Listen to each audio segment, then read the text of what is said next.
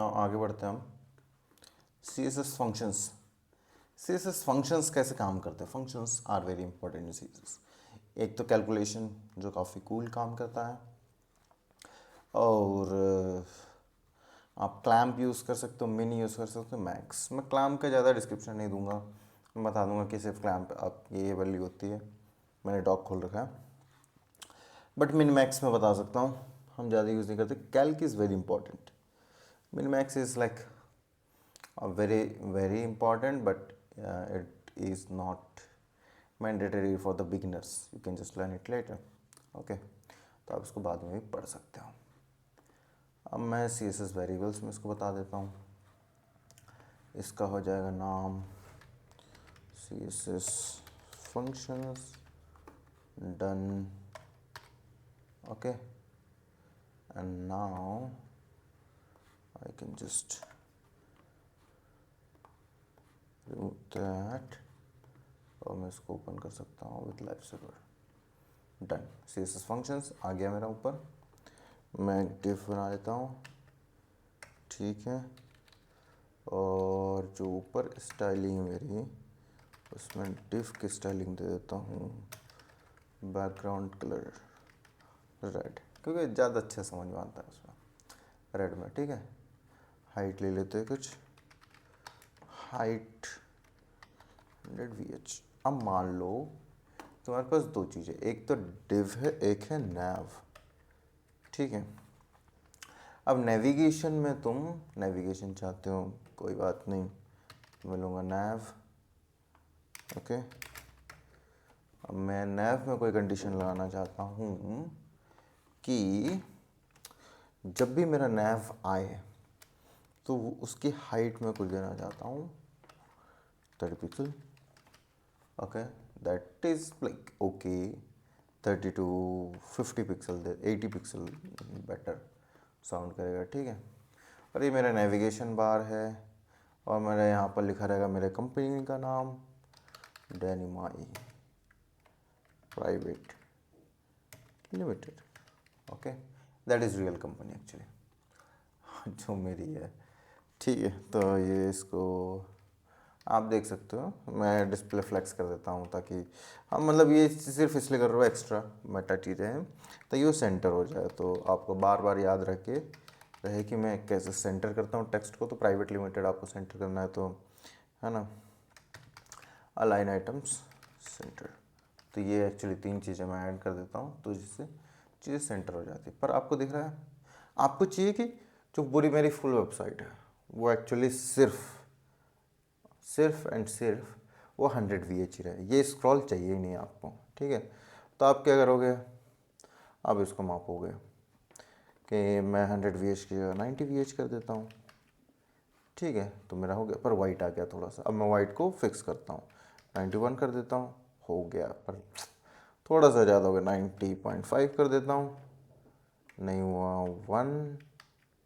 हाँ, अब परफेक्ट हो, पर एक थोड़ा सा, एक छोटा सा बॉर्डर। हाँ, दिस इज़ द परफेक्ट, ठीक है। तो आपको कितनी मेहनत करनी पड़ी सिर्फ यही परफेक्शन के लिए कि स्क्रॉल भी हटाना है और पूरा कवर भी होना चाहिए। अब यही परफेक्शन यदि मैं दिखाऊं, यदि मैं जैसे इसको थोड़ा बहुत मूव करूँगा, ठीक है। तो मैं एक्चुअली गलत कर दिया, मैं इसको कोड के साइड में रखता हूँ, सॉरी फॉर दैट, ठीक है। मैं इसको ऐसे करता हूँ और इंस्पेक्ट कर लेता हूँ, इसको कर देते हैं बॉटम में। तो आप देखो फिर से स्क्रॉल आ गया, तो हर स्क्रीन के लिए काम नहीं करेगा, पर मेरे पास परफेक्ट सॉल्यूशन है।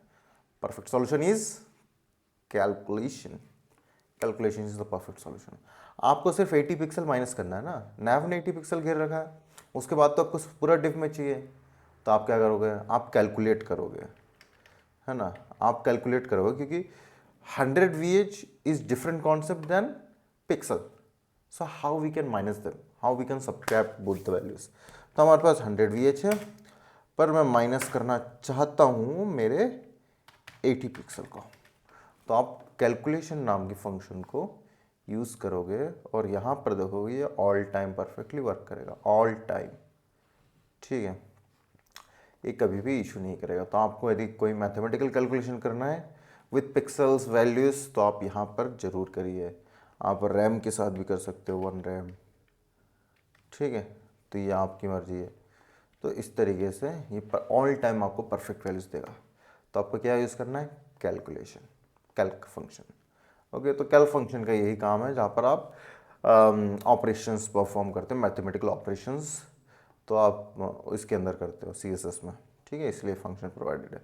मिन मैक्स कुछ नहीं है। अब मान लेते हैं कि आपके नेविगेशन बार है, ठीक है। अब जो नेविगेशन बार है कुछ इस तरीके से मैं समझ सकता हूँ कि जो भी वैल्यू आपके पास अवेलेबल है ना, उस वैल्यू को आप ले लो। अब मान लो कि इसका फॉन्ट साइज जो है मैं चाहता हूँ कि इन दोनों में से जो भी मिनिमम हो, ठीक है, 1 रेम में से या 1 एम में से जो भी छोटा हो वो ऑल टाइम उसी को पिक करे, तो वो हो गया, ठीक है।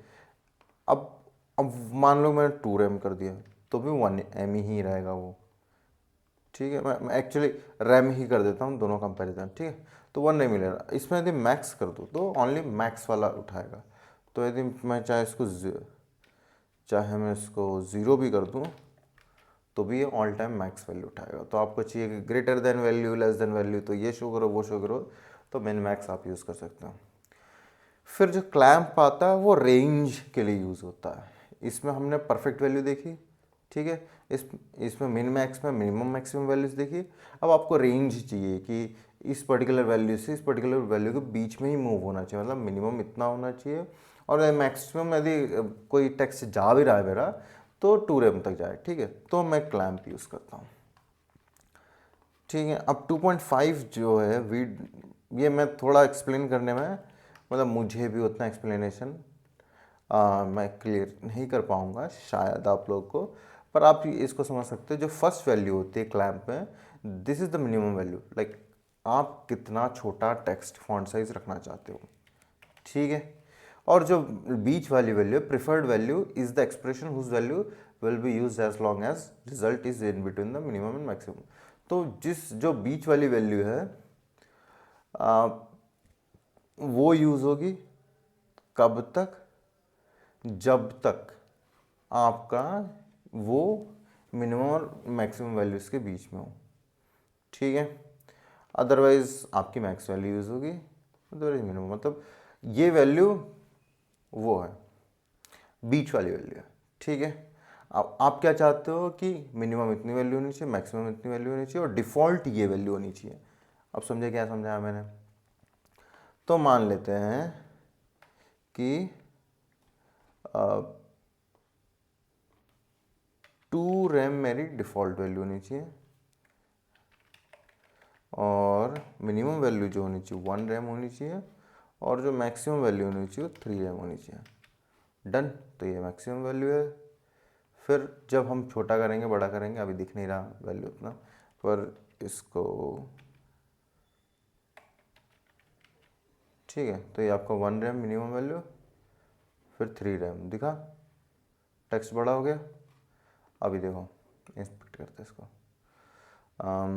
नैव फॉन्ट साइज, ठीक है। तो कंप्यूटेड में जाते हैं, फॉन्ट साइज कंप्यूटेड कितना है 16 पिक्सल। जैसे ही मैं बड़ा करता हूँ तो 18 पिक्सल हो गया। तो मैक्सिमम 3 रैम पे जाके रुकेगा, इस 3 रैम पर, समझ गए। ये डिपेंड करता है इस वैल्यू पर, ये जो आप सेंटर में वैल्यू दे रहे हो उसके प्रिफर्ड वैल्यू पर, ठीक है। तो व्यू विड्थ के हिसाब से अकॉर्डिंग टू दैट चेंज हो रहा है कि आपका जो व्यू विड्थ है वो इनके बीच में मूव करेगा और उसके हिसाब से आपका 2.5 व्यू विड्थ है, ठीक है। तो 2.5 व्यू विड्थ में आपने मिनिमम वैल्यू दी है, जब छोटा स्क्रीन हो सबसे छोटा, फिर आप उससे वहाँ से इंक्रीज़ करते जा रहे हो, फिर 2.5 व्यू विड्थ तक जब तक जाएगा वो 3 रैम पहुँचेगा मैक्स, समझ गए। तो कंफ्यूजिंग हो सकता है, आप बाद में और रीड करने के लिए इस पर आ जाए, मैं शायद डिस्क्रिप्शन में भी इसका ऐड कर दूँ, है ना।